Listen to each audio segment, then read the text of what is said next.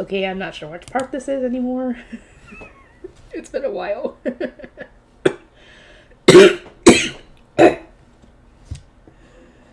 After that, Claude made frequent visits to the LaForte estate residence. Agnes continued to sell her blessed herbs. She heard that they were proving highly effective. She was glad to be of help. Of course, she always went accompanied by either Claude or Maurice, and there hadn't been any further problems since that day. She was also able to make... Sorry. Also able to make quite a bit of money from selling the mushrooms that grew on Claude, of course. Unless he keeps them for himself. She'd done a lot of careful calculations to determine how much money she'd need to start a new life on her own. Yes, things were going well, and personally she found this current state of affairs very comfortable. But I can't go getting the wrong idea. It was the mushrooms Claude loved. He was only kind to her because of her contract, which would end before long. The Crown Prince's wedding. It had been 6 months away at first, but now it was getting closer and closer. It was almost upon them. Mushroom of the day. Oh great, starting this? Faveritas disappearatus, not a real mushroom, of course. A purple mushroom with fever-reducing properties, a fungal mutation. It doesn't really exist. It's a fake mushroom. It's reducing someone's fever again today. Of course it's not a real mushroom. They gotta make some fake ones, because it'd be boring if they didn't. Tylopilus alaboter, a black velvety mushroom that can turn blacker or redder. Strange. It spread on the hole in Claude's glove to say, "Thanks for saving Agnes." It has a strong sense of duty. Auricularia judae, an edible mushroom, black and frilly. You can eat it raw or dried. It's got a rubbery crunch. It was invited along by the Tylopilus alaboter to brighten up Claude's glove. It tried its best to sprout with lots of gelatin in it. Ew. Amanita muscaria, red mushroom with white dots like a storybook poison mushroom. It sprouted as a representative of all mushrooms when Claude said that he was a mushroom specialist. Rosola amateca, bright red caps known to sprout in circles called fairy rings, a fairy tale mushroom. It causes gastrointestinal poisoning, scentless but apparently spicy. These mushroom fanatics really will taste anything, won't they? Agnes pictured blood so a red mushroom bloomed. It didn't manage to distract her from her traumatic thoughts, though. Cantharellus sibarius, bright yellow caps and a fleshy body that smells strongly of apricots. The source of Claude's favorite cologne. It expired as an offering to Claude after he complimented Agnes. Cufophilus virginius, milk-white little caps, a lover of all things romantic. It always shows itself when love is in the air. He's close. He's gonna kiss you. It can be heard to squeal. But as a mushroom, Agnes can't understand what it's saying. Pycnoporus caucineus, a semicircular mushroom resembling Paparosae. It sprouts to put the brakes on the excitable Cuphorius virginius. It can't do much, though, as sometimes it just comes along to observe. Okay. Chapter 14. The father cursing a man's hair and the brother swinging a hoe about. After my contract with Prince Claude is over, I want to head to the countryside. Agnes went to Benoit's room as soon as he came home. Once he heard what she had to say, he sighed. Just take a seat, Agnes. Benoit took off his coat and handed it to a servant before taking a seat on the sofa himself. Agnes sat on the sofa facing it. You seem to be accruing a lot of money lately. Is it for travel expenses? It looked like her medicinal herb racket was busted. Before that, she'd sold all her dresses, which Therese knew about. She wasn't surprised the information had been leaked to her uncle. Not traveling expenses, living expenses. You want to go out to the countryside? Why not stay in the capital, he asked. If I stayed in the house in the capital, I'd only get in the way of Kevin getting married. With this hair, I wouldn't be able to blend in with the servants. In the countryside, they're a bit more understanding, so I should be able to live out my life alone without having to worry too much. Agnes was only being frank, but Benoit grabbed his head as if pained. First, you don't want to ride to the countryside with some stranger, right? And you just mentioned living alone, so you wouldn't be going to our country estate. How are you planning to make a living? I've already gathered some money for the first few months, and I've drawn up a financial plan. I'll start as someone's apprentice and learn a trade. I've got a few places in mind already, and I also learned that I can sell my hair. Until I get settled, I also plan to do my best selling medicinal herbs. Benoit's head sank lower and lower into his hands as Agnes spoke. Why do you always so quick to act? Thank you. It's not a compliment. And what are you talking about? Selling your hair? Oh, if Father has to ask that, he must not know. Agnes smiled pridefully. I heard from some passing kidnappers in town. Apparently peach blossom-colored hair goes for a high price in other countries. Isn't that amazing? Wait. What passing kidnappers? Well, I aspired an exceptional mushroom, so I went to sell it and they ambushed me. I guess it's really important to stay alert when you're selling expensive goods. That's not what I was asking, Agnes. When did this happen, and are you all right? Agnes clammed up. She couldn't exactly tell him when. It happened the other day. The bandits stole my hat. Then it became a mushroom hat. Prince Claude showed up and took all the mushrooms. The hat's okay, though. Claude had looked so ecstatic as he plucked the white mushrooms off the hat. Any passing young woman would have dissolved into squeals of excitement at the sight of him just then, until they'd seen what he was actually doing, that was. I don't care about hats or mushrooms, Agnes, all right? As long as you manage to get out of that situation unscathed, I won't pry. Benoit coughed, looking tired. We all know how hard you've tried to fit into high society, and we see how hard you try to be respectful for the sake of the family name. You agreed to marry Philip for the good of the family, too, didn't you? And never mind all that, you're my daughter and Kevin's big sister. You have to let us take care of you. Benoit stood up and sat back down next to Agnes. He stroked her hair fondly. After everything you've been through, I wouldn't mind if you decided to terrorize Philip with your mushroom powers a little. Infect his scalp with spores, and then I'll tear out all the little shrooms that sprout. I love this. They stick up for her. Kevin told her that their father had once remarked, "Curse Philip. May he go as bald as a plucked chicken." She was so sure Kevin was just exaggerating, but apparently not. No, Benoit really did have it out for Philip and his hair. Of course! He dumped her! For no reason! Agnes wasn't sure why Benoit was targeting the hair. Maybe he really was just as mad on Agnes's behalf. I wouldn't want you to get in trouble over that loser, Father. Agnes smiled, which made Benoit smile too. He stroked her hair again. At any rate, I want you to know that you're my cherished daughter. You're not going anywhere. Benoit spoke in subdued tones, but Agnes could feel the strength of conviction behind his words. He certainly wasn't about to give her his blessing to leave their home. She was expecting something like this. Her uncle really was so kind to her. Then I guess all that's left is to be an unwanted spinster, cluttering up the place. If that's what you want, you're welcome in this house until the end of time. Until you meet someone who really does accept, appreciate, and honor you just the way you are, that is. There is no such person, Father. It'd be one thing if she was a high-born, beautiful maiden, but Agnes had little more than the label damaged goods to her name now. Born and raised a commoner, Peach Blossom hair hated by all, a mushroom curse that came from spirits no one else could see, a woman who'd already been publicly dumped by royalty and was rumored to be a witch. You never know. It's a big world out there. Who knows, you may have already met him. Once her talk with Benoit was over, Agnes went out into the garden. She'd gotten much more skilled at growing herbs now. She was able to plant and harvest twice as many as before. If she was going to be staying at home, she could earn her keep by continuing to grow and sell the medicinal herbs. Yes! Oh, but if I get targeted by thieves again, that would cause trouble. I should really make sure to sell only sell a sensible amount. I'll need to be careful, though. After the contract period is up, I won't have Claude or Maurice to escort me. I thought I'd find you out here, sis. She was just watering the plants when Kevin emerged from the house. His golden hair shone in the bright sun. How many times has she wished for beautiful blonde hair like that? Her loathing for her own pink hair aside, Agnes had always loved Kevin and Benoit's golden locks. What's with that look, he asked. Nothing, just thinking about how beautiful your hair is. Agnes finished up watering the plants and went over to Kevin, untucking her folded up skirts as she went. Listen, sis, you wouldn't, I don't think, but just to check, you don't hike up your skirts around the prince like that, do you? Only once. He was shocked, that's for sure. I knew it looked uncouth. I started being more careful after that. I don't think he was shocked as much as, No, it certainly wasn't appropriate for a young lady to hike up her skirts in public. You wouldn't find many proper young ladies working in the fields either, anyway. Claude hadn't seemed offended by it. So, how have things been with his highness lately? Kevin asked brightly. That's a tough question, Agnes mused. The same as ever, she said after a moment. He's still a mushroom fetishist. I see, and have you had any more, encounters with Philip? Agnes wondered why he emphasized the word encounters. Or maybe he hadn't and she was just imagining it? Oh, he did.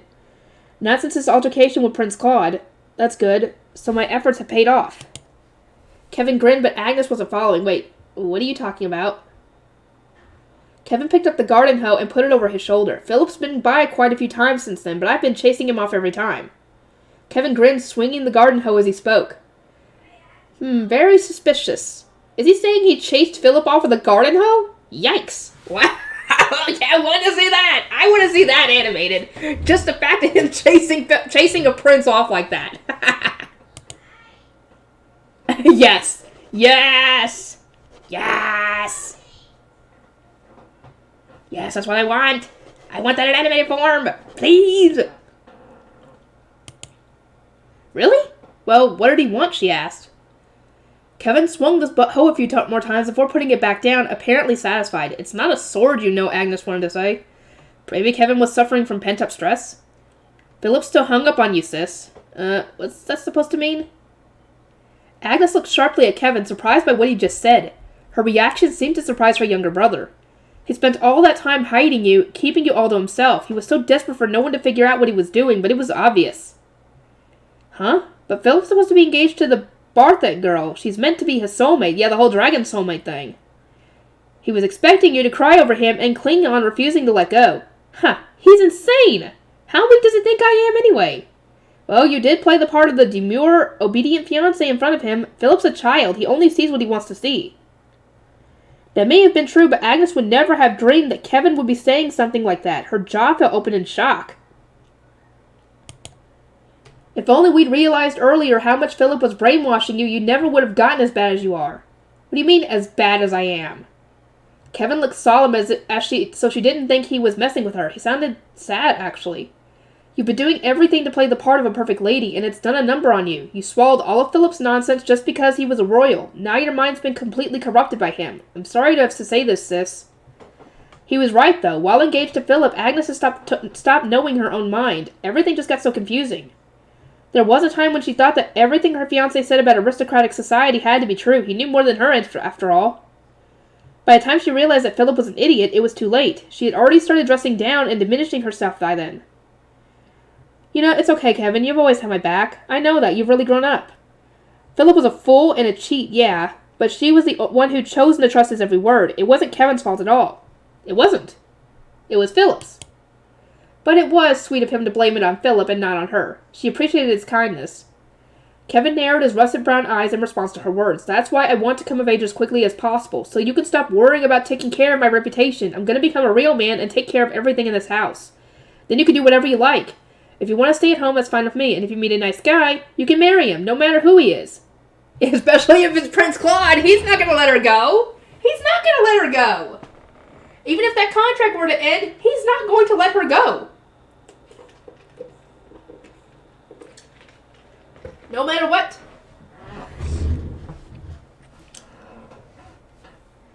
Kevin grabbed Agnes's hands and held them in both of his. That accident was bittersweet. I'm so glad you were spared, sis. I know you feel guilty because my mom died that day. You feel like you owe us. So you tried to do your best not to stand out or be yourself. But in the process, you started to hate your hair and the spirit's protection, the very things that make you, you. Kevin's mom, Countess Lefort, if only she hadn't been riding in the carriage with Agnes and her family that day. If only she hadn't come to pick them up, she never would have died. Agnes shook her head. She knew it was no good to think that way. But it was her fault. No, it was not! Dude, it is not your fault. It was just a freak accident. She was part of it. Part of why Kevin lost his mom and Benoit his wife. The trauma had taken root deep inside her, leading to fear and regret that constantly spurted forth. Benoit and Kevin were so kind, they never blamed Agnes, not once. Because it's not her fault. They know it's not her fault. It was just an accident. She was just in the wrong place at the wrong time. She knew that. She really did, but the horror of that day was permanently stuck in the back of her brain. She couldn't keep the thoughts from taking over her. Maybe one day the two of them would leave her as well, just like her parents had. Maybe they'd abandon Agnes. In that case, Agnes would remove herself first. She'd leave before she could be discarded. She knew such thoughts did them a disservice. It wasn't fair to think that way. She was terrified at the thought of having to endure any more loss in her life. She just wanted to get away. No matter how badly she didn't want to leave them. You didn't even love Philip, Kevin continued. You got engaged to him because he offered. He didn't have any other prospects, and you got stuck having to suck up to a bunch of people who looked down on you because of your hair color. You did it all for us, for our family. That was, sis, do you love me? Of course I do. I love you and Father both. I love you so much. Then would you listen to what I'm saying and believe it? Agnes squeezed Kevin's hands, nodding. He smiled at her, his eyes narrowed gently. I don't really understand royalty or mushroom fetishes. Nor do I know much about knights or dragon mates. But what I do know is that Prince Claude has feelings for you. He's not wrong. Why else? The whole mushroom thing. He could just have a contract saying that she would give him whatever mushrooms brought up. It would have been just that. And it would have been, she wouldn't have had to, pretend to be his girlfriend or his fiancé or whatever. And it would have just been that if it was just about the mushrooms. But it's not. He asked her to pretend to be his fiancé, and because he likes her. Why else would he put himself around someone that he doesn't like just because of the mushrooms? Like I said, he could just make a contract saying, I, Agnes, will give Prince Claude all the mushrooms I sprout for the rest of my life, essentially. That's it. That would have been it, essentially, for the mushroom thing, if it was just about the mushrooms. It's not. Agnes knew something was up, but she certainly wasn't expecting Kevin to say something like that. She let go of his hands and sighed. No, you're just imagining it. All Prince Claude cares about is mushrooms. He and I just have a contract going. He's just pretending to be in love with me. If Kevin really thought this way, then that proved that Claude had managed to really sell their lie. Agnes smiled. Yes, the two of them had pulled off their little ruse perfectly. But Kevin wasn't smiling. He was frowning, his brows drawn together. Even so, he likes you. It is so obvious. Thank you. Agnes smiled wryly. Kevin was being uncharacteristically insistent today. Even if he did like me, she said firmly, it'd all go down the same way once he found his dragon mate. I'm just a decoy, a dead end. I think he already did find his dragon mate. It's you. Anyway, our contract is ending soon. After that, we won't meet again. That's why he's not going to let you go. He's going to find a way to keep you. Thank you, though, Kevin. I love that you're concerned for my well-being. Agnes put her arms around Kevin and hugged him tight. Kevin had grown so much lately she could barely fit both arms around him. But no matter. Claude liked Agnes as a person at the very least. She was able to tell that much herself, which was why it was best to get far away from him as soon as that contract was over, before she started getting any stupid false hopes. It's not false hopes! Mushroom of the day. Agnes was chatting with her family, so no mushroom of the day for this chapter. It's a day of rest for all shrooms everywhere. For those who may be saying, hey, where's the mushrooms? You might be suffering from mushroom addiction. I'm kind of glad there isn't a mushroom because I'm annoyed. I cannot pronounce those things to save my life. Here we go. Here we go. Chapter 15, Dragon's Blood and Dragon Mates. Good evening, Agnes. Tonight's dress looks splendid on you. Thank you. When she got down from the carriage, the dashing prince was there to greet her as always. It was his usual practice, but she wished he'd stopped. In fact, she thought Claude should really think a bit more about his own position, being second in line to the throne and all. Agnes didn't want to hold up the other carriages, so she always made sure to arrive at the very last moment, but tonight she couldn't do that. Tonight's party was being held to celebrate the Crown Prince's wedding. Being late would be terribly bad manners, so she had to arrive in a throng with the other guests. She could already feel the others' painful stares, their eyes fixed on her. Should someone like Agnes even be allowed to attend the wedding ball for the Crown Prince? She's only a countess's daughter, she could feel them thinking. They had their contract, yes, but today was the final day. Agnes just wanted to be done with it all. She sighed a little as a yellowish-brown mushroom popped up on the back of Claude's white glove. Again.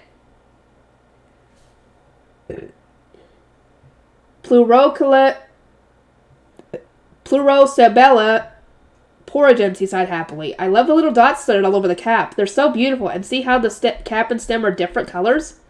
It's so fascinating. Agnes remained silent and let him ramble on a moment. What harm could it do? But there was one thing she needed to bring up with him. Claude, why are the embellishments on my dress the same on your suit? The dress Agnes wore tonight was another gift from him. It was a light blue off-the-shoulder dress with layers of tulle fabric gathered at the back of her waist. The fabric's fluffy drapes were adorable with pleasant, tidy symmetry. The issue was with the embellishments at the hips and chest. The deep blue flowers were made to resemble cornflowers, and they were very pretty, but Claude's black suit had the same cornflowers attached to the chest plate. Oh, God. I'm head over heels for you, remember? This kind of thing is totally natural. You should really try to adjust, he said. Okay, but matching floral details is taking it too far, Agnes protested, and the color of them, it's way too close to your hair color. Well, I should hope so. That was what I put into my request to the seamstress. Claude nodded briskly as he answered her, and another mushroom shot up on his arm. A deep blue mushroom was an Antoloma cyanon nigrum, but why did a dark blue mushroom have to sprout just now? Agnes agonized. It was as if it was responding to the conversation. Agnes's mushroom senses had gotten entirely too sharp. It's like the mushrooms are butting in on my conversation. Claude, she said emphatically, you should really wake up and take a good look at your own position. Strolling in there with a partner dressed up in accessories that match your hair, people will start to think all kinds of unnecessary things. I mean, they're supposed to be, according to everybody else, they're supposed to be she's his fiancé, so I mean, of course not. Of course she would be matching. Why not? It's all right, he replied smoothly. You didn't choose the dress. I did. That's even worse. As she further made her grief known, Agnes spotted something horrifying. It nestled among the flowers on Claude's chest. Claude, it's probably just my imagination, but those flowers on your chest, is that a mushroom I see amongst them? Huh? A blue mushroom was poking out amidst the blue cornflowers. Unlike the Antoloma cyanonogrum that had sprouted on his arm, this one was small and sparkled. If Agnes wasn't mistaken, that looked like the mushroom brooch Claude had purchased in town. Isn't it great? See how well the color goes? Claude gave Agnes a dazzling grin. Somewhere nearby she could hear a young woman squealing. This mushroom fetishist really needed to remember that he was meant to be a prince. Blue and blue. Yes, yes, very nice. And I see now why you asked me to bring my own mushroom brooch. Well, here you go. Agnes pulled out the pink mushroom brooch. When the evening's dress was delivered, there had also been a message saying that she should wear her mushroom brooch to the ball. He probably wanted to add it to its suit's decoration. Here you go, Claude replied dumbfoundedly. Here you go. That one is yours, Agnes. You want me to decorate myself with mushrooms too? I'm already cursed with them, so there's no point, she wanted to say. Claude shook his head as Agnes frowned at him. Do you want to swap mushrooms with me? Why do we have to wear mushrooms at all? Why? Because mushrooms are fantastic. And I want to match with you, Agnes. There are only good reasons. Oh, this guy. I know he's really nice and everything, and the whole mushroom thing's kind of a little bit off-putting, though, to me. I mean, seriously. Tone it down a little bit. Just a tiny bit. Just a little itty-bitty bit. Please. His smile was dazzling, but Agnes just frowned even more. It looked like they were wearing the mushroom brooches then. The pink mushroom stood out a lot against the blue cornflower. She preferred the blue one after all. But then when she thought about it, pink was the color of her hair. They were wearing matching brooches that also matched their hair. At least they weren't wearing ones matching the other's hair. Which is better off with their pink one then. That's probably the better option, I think. Then I'll wear this one. Agnes had planned to shove the brooch deep into the cornflower so it would be mostly hidden, but Claude gently took it from her. Hold on a second, I want it in the same position as mine. No, I can't let you do that. I can put it on myself. You're gonna hide the mushroom, aren't you? You mustn't do that, Agnes. He read my mind. Then again, this is the man who gave me a dress, so I couldn't turn down his invitation. He seemed like he was able to read her very well from day one. Agnes gave up and stood silently as Claude pinned the shiny pink mushroom brooch next to the cornflowers on her dress. It couldn't look more conspicuous. Agnes felt exhaustion wash over her. Poor thing. Agnes had attended many palace balls by now, but this was on a totally different scale. Of course it is! It's a wedding! The giant crystal chandelier in the center of the ballroom sent glittering flecks of light in every direction. It was present at every ball, but seemed somehow shinier today. The guests, all people in the echelons of society, were decked out in all their finery. Agnes and Claude walked further into the ballroom, and Agnes steeled herself for what would happen next. What always happened whenever this handsome prince entered a room full of people. Sure enough, all eyes turned to look at them with piercing stares. A mushroom popped up on Claude's hand, which he plucked with excitement. It was clearly a Coprinellus macaeus with its little blue, light brown caps. It was covered in tiny, glittering, Mika-like cells, which helped her identify it. Glittering mushrooms for a glittering ballroom. My mushroom senses really are getting sharp. Another popped up, then another. Claude harvested them all quickly, but why were they sprouting so fast? She wished it'd stop. If too many sprouted at once, someone was bound to notice. Then, as if in response to her wish, they stopped. Claude was looking greedily at his glove as if wishing they'd continue. He looked so handsome tonight, like a prince right out of a picture book. Why did such an attractive man have to be such a mushroom freak? I don't know. Maybe her mushroom senses weren't getting sharper, she thought suddenly. Maybe it was the curse getting worse. This is a terrible thought. Agnes felt exhaustion dragging her down. It's the last day, and it's the worst yet. Agnes returned from the ladies' room sighing and muttering to herself. Final day or not, Claude was still doing the whole I'm crazy about her thing, and it was exhausting trying to keep up the act. Most people just smiled and nodded politely, but recently a lot of them had started approaching Agnes and talking to her. It was mostly small talk, but she hated the questions about how she and Claude had met and what their relationship was like. Claude mostly answered for her, but some of the things he'd said were so syrupy, sweet, and sappy it almost sickened her. This has been a long battle to be sure, but this has to be the final stand, right? Oh, hello, Lady Agnes. We haven't seen you in a while. Agnes turned to see Sabina Barthet standing there smiling. Oh, God. Her yellowish-brown hair and bright green eyes looked very pretty, and she wore a dandelion-colored dress with lots of bows on it. Yes, she was dressed like a cute doll again tonight. As Agnes stood still, Sabina walked up to her with a smile. Are you here with Prince Claude again tonight? Mm-hmm. If Sabina was here, that meant Philip was too.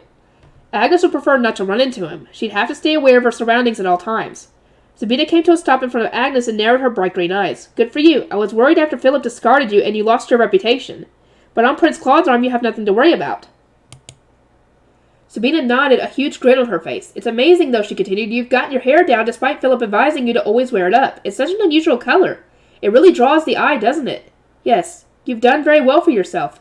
You common-born girls really are cut from a different cloth than the rest of us nobility, aren't you? Is that supposed to be a compliment or insult? Let me know. She smiled, eyes twinkling. It seemed like she was complimenting Agnes, but each word was laced with malice. Oh.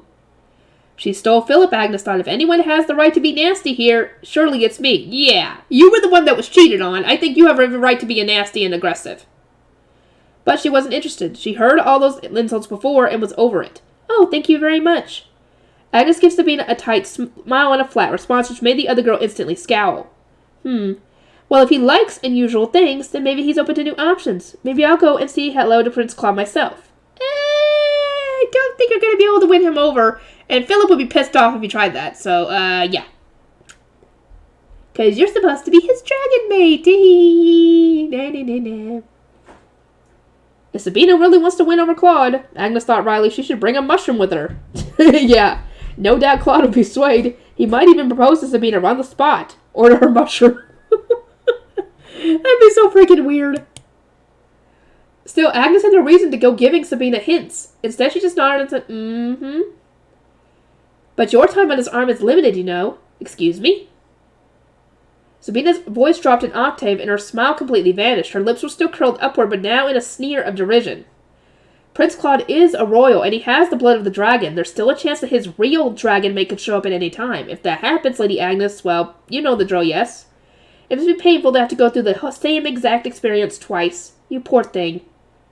Well then, your time on Philip's arm is going to happen soon if that's the case, if he was an actual dragon, had the blood of dragons like Claude does. So, yeah. Best enjoy it while you can, and then you'll get dumped.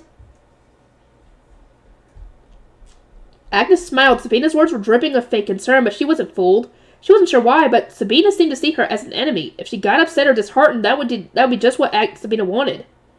So instead, Agnes gave her best smile, the one she cultivated over years of trying to become a sophisticated young lady.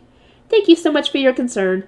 Her eyes flicked up to the top of Sabina's head, where a mutinous bambusness had just sprouted. Ha! It was easily identifiable by its egg-shaped root, and its red and pink finger-like projections had shot straight up. The slime that oozed from its tip was fairly stinky, but why should Agnes bother to warn Sabina? Let Philip handle it. Ha. Having decided this, Agnes got away from the scene as fast as possible, and away from the stench. I wonder what it smells like. Eggs? Oh God, rotten eggs. I know what that smells like. It stinks.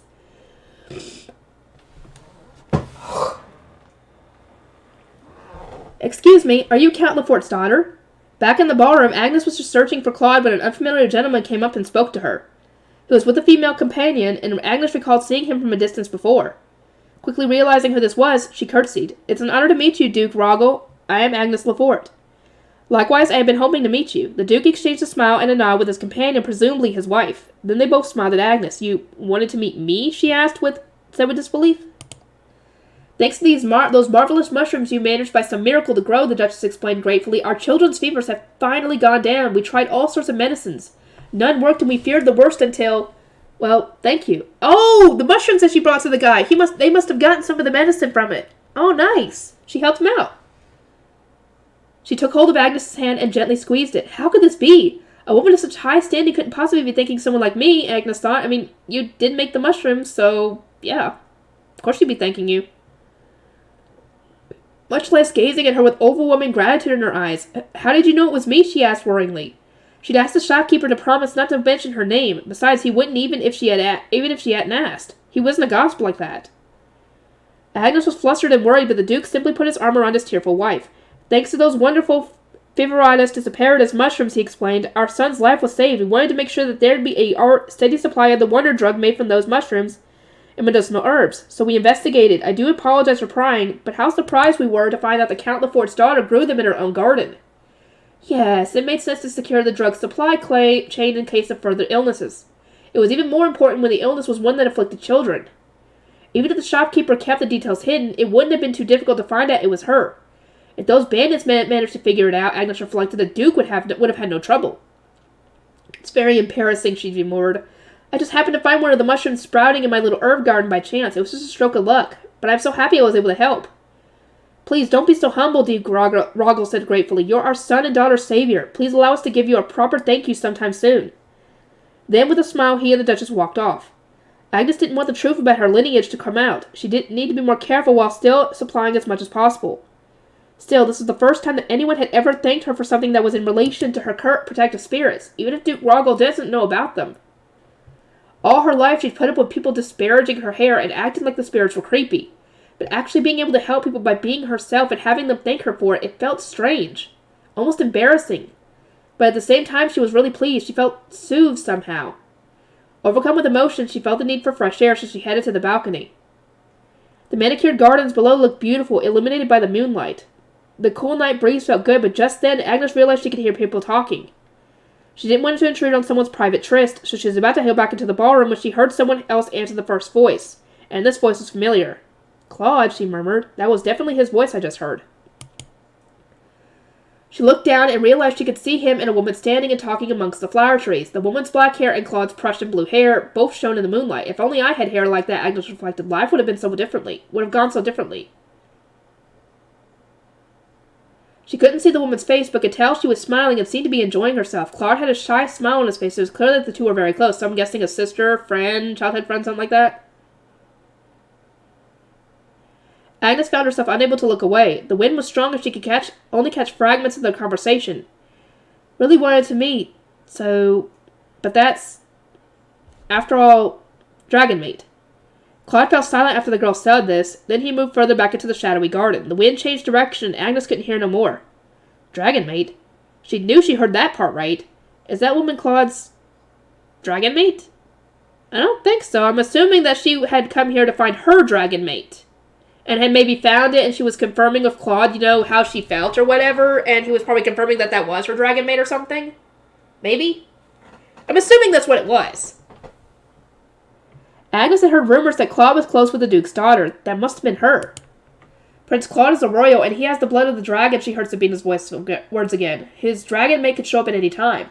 Agnes could be cast aside at any time. I mean, it did say that this is the last day of the contract, and if that was his dragon mate, then yes, it would have been just fine for them to, cut the contract off, because it would have been over, and she could have just done whatever she wanted, So it's not like it would have been any skin off her nose.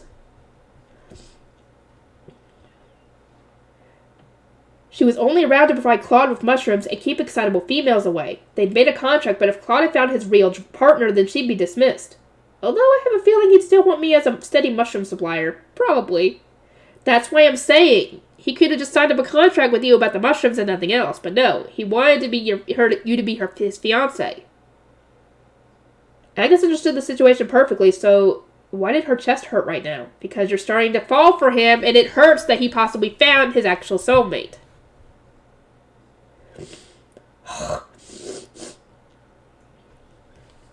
The night breeze she'd been enjoying seemed to chill her to the bone now. Then a black clump appeared with a pop at Agnes's feet. The clump consisted of several marbled tubers, truffles. Ooh, those are mushrooms? Really? Okay. Why did they choose to sprout now, she wondered. They were not only edible, but very rare and expensive. Agnes carefully picked up the clump in her hand. She tucked it away in her bodice between the blue cornflowers and the brooch. I guess I should head back inside. Her legs felt heavy as she turned back toward the ballroom. Finally, I found you, Agnes. Oh, great. One of the top 3 people she most wanted not to see right now. Great. It was Philip, standing there with his yellowish-brown hair blocking her from re-entering the ballroom. I can't think of any reason for you to be looking for me, she said dryly. What's going on with your hair? And that makeup, I keep telling you to tie it up and only wear neutral tones. It's none of your business, she snapped. Yeah, she's not your fiancé anymore. You can't tell her what to do anymore. She didn't feel like sparring with him just now. Not as she ever did, come to think of it, but she didn't feel like it now in particular. Agnes, I've heard you've been cultivating those amazing medicinal herbs. Have you been using those creepy spirits of yours on them somehow? Oh, shut up. Philip changed tack suddenly. He must have guessed I'm in no mood for pleasantries. If even Philip knew about her medicinal herbs, then that had to mean that news of Agnes's little cultivating operation had really been spread wide. If she didn't dial it back, she'd end up with a reputation as a small-scale herb farmer. Which wouldn't be so bad, actually. It was just a weird thing for a count's daughter to be doing. That's none of your business either, Philip, she said firmly. Duke Roggo has been singing your praises, Philip sneered, telling everyone his kid's fever wouldn't break and how they were all out of ideas when your medicine worked. I had no idea you could do something like that. Why didn't you start doing it earlier? He was looming over her, looking down at her like he always did. You told me to cut it out, she said calmly. You said it was creepy. Anyway, you and I are strangers now, Philip. Stop talking to me. Nonsense. Nonsense? I'm making perfect sense. It was yeah, you've got Sabina, dude! Though she's possibly wanting to cheat on you. So, I mean, you cheated on Agnes first, so, I mean, cheaters come together and cheaters deserve each other, essentially. It was impossible trying to get through to him. She turned to go, not wanting to waste any more time on this silly, philandering royal, but Philip sighed theatrically. Now I know why there was no sign. No sign to show that I'd found my dragon... I thought you said that Sabina was your dragon mate! Didn't you say in the first book that Sabina was your dragon mate? Huh? Yeah, excuse me? They say that once you find your dragon mate, you stop being able to love any other. That's why I didn't get a sign. It's all because of you, Agnes. Say what? Agnes stared at him, having no idea what he was talking about, but Philip nodded emphatically. Sabina is my soulmate, but so are you, Agnes. That's why I got no... Dude, you only get one soulmate! Usually, in any kind of fantasy story, you get one soulmate, and that's it. You're a soulmate for life. So, yeah, what you're actually getting at is that you're a cheater, and you want your original flame back. Well, she's not going to take you back.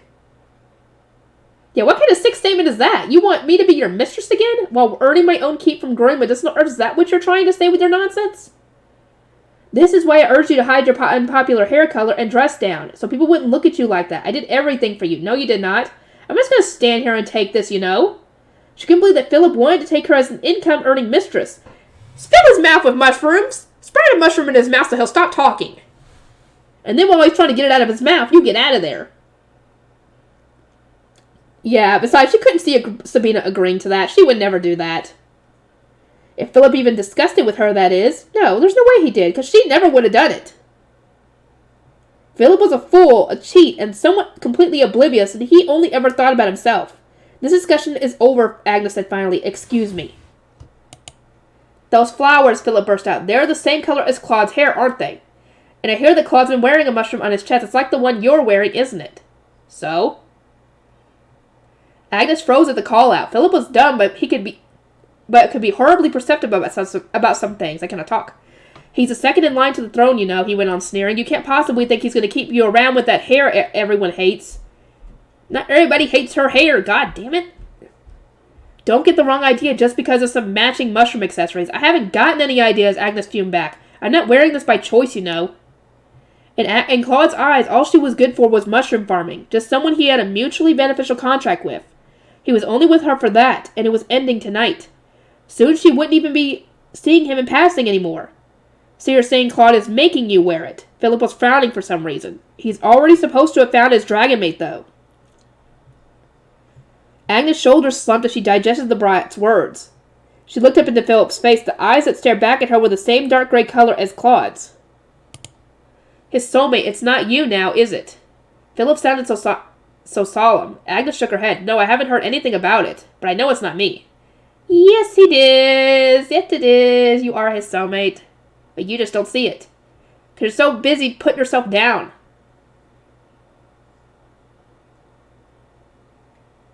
He'd met his little mushroom soulmates. Maybe, but that had nothing to do with Agnes herself. No. But I think, as she denied it, Philip's expression softened a little. Right. You only met Claude 6 months ago, after all. To borrow his expression, you'd know if someone was your dragon mate long before that. Technically, she just met him. So, at that point. So, of course, it could be possible that she is his dragon mate, and when he found her, he knew. But since she's not a dragon, like he doesn't have the blood of a dragon like he does, she doesn't know that.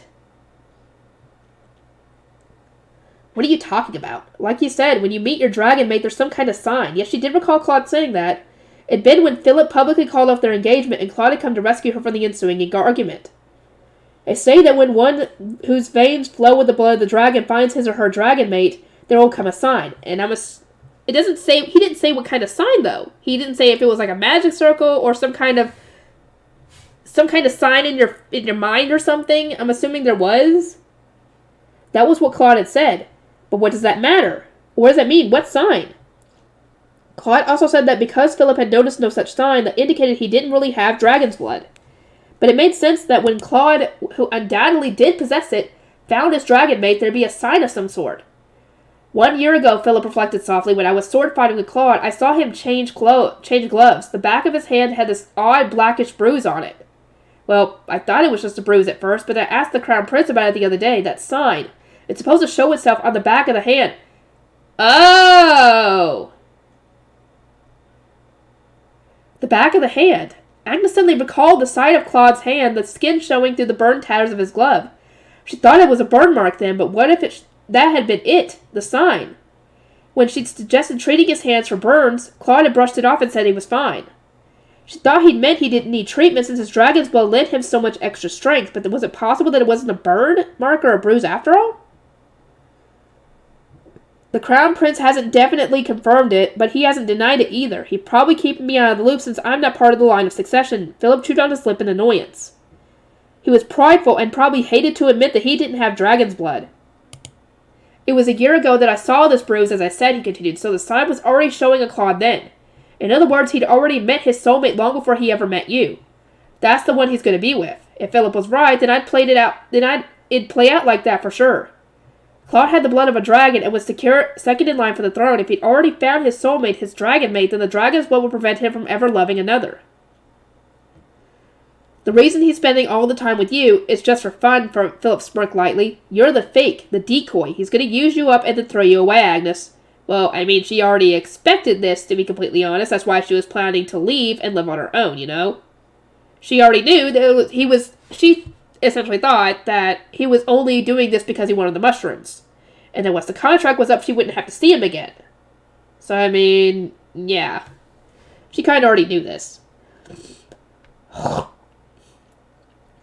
Agnes knew that. She knew that she'd only ever been a mushroom producer, someone to use as a shield to keep other women at bay. It was all part of their contract, just an act. She knew that. And why did Philip's words cut so deep? Why did her heart feel so heavy? So, what I'm saying is, Philip said softly, come back to me. Huh? If that's a joke, it's in poor taste, Agnes thought. Don't jerk my chain, please, she said. You dumped me because you found the one you really wanted to be with. Mess with her, not me. Agnes glared at Philip, whose eyes flicked away guiltily for just a second. You used to be a far more proper lady, much more demure, he said firmly. I'll put you back the way you used to be. Cut it out, Philip. You never knew the real me. You used to trust what I said and dress down. You should go back to that. Otherwise, you'll keep getting all kinds of bad attention from men. Smack him. Smack him and get him a mushroom on him.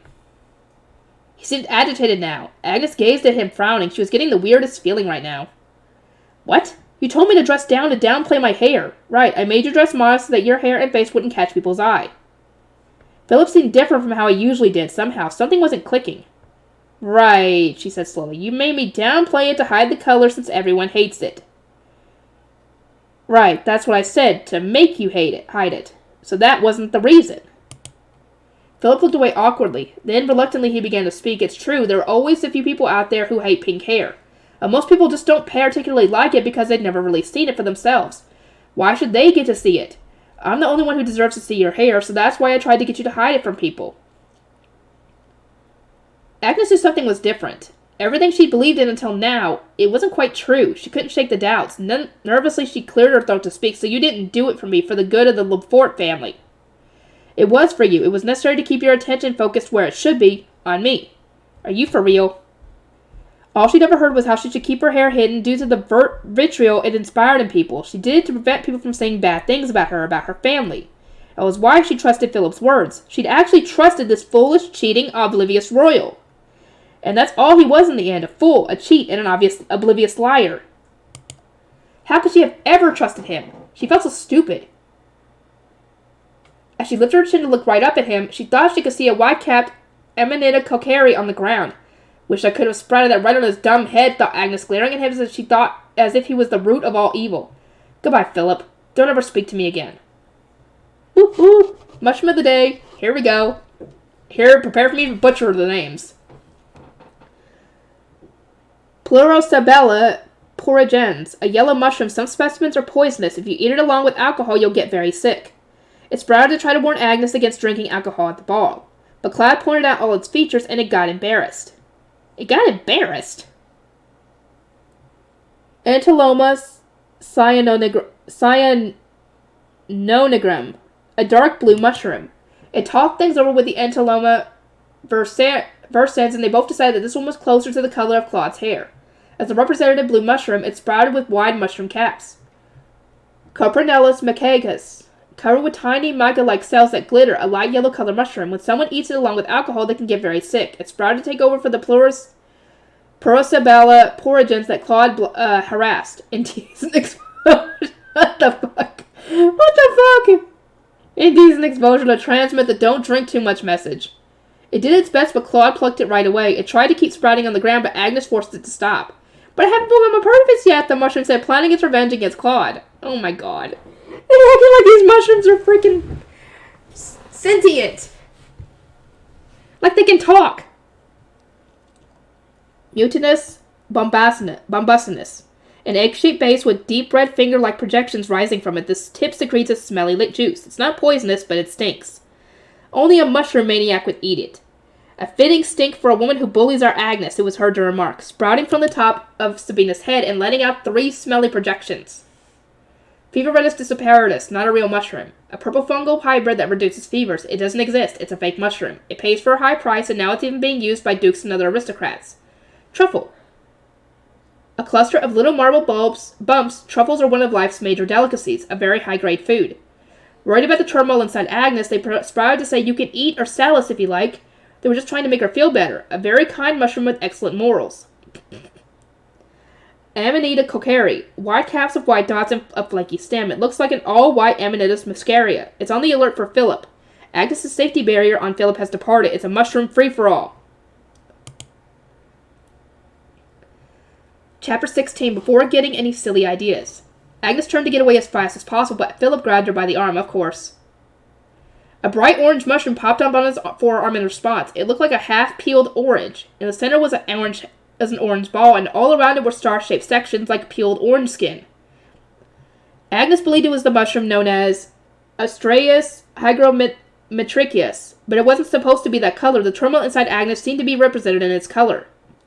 And more startling than the color was that it had been years since she last sprouted a mushroom on Philip. The two of them gazed wordlessly at it. Philip spoke first, smiling wryly as he did so. You still love me, Agnes. No, nuh-uh. Look at the mushroom. See it? See it? I never see the reality. I've never loved you. Not for a single second. Apart from a few rare exceptions, Agnes only ever sprouted mushrooms on a result of strong fear or feelings of wariness. She'd known Philip for years. For a mushroom to sprout on him now, that meant that he was no longer a comfortable familiar presence to her. He had to know that too, of course, but for some reason he was grinning and his dark gray eyes narrowed on the mushroom with evident delight. It's all right, he said. It's a beautiful orange, the color of love and affection. Where did this boundless confidence come from? He was so arrogant, so convinced that he was right when he clearly wasn't. Taking it to lengths like this, though, it was worrying. As if responding to Agnes's innermost thoughts, another Astraeus hygrometriculus popped up on Philip's other arm, but that wasn't all. Another bright, flaming red mushroom popped up on top of Philip's head. Haha. It was a Podostroma cornidame. Then 2 more popped up on either shoulder. They looked like white clusters with red blood oozing out of them. They were known as Hynellum pecki, aka the bleeding tooth fungus. They didn't just sprout there, though. Red blood-like sap was oozing out of them, dripping onto Philip's suit and staining it. Ignore the color, Agnes protested. Wake up! Mushrooms are sprouting on you!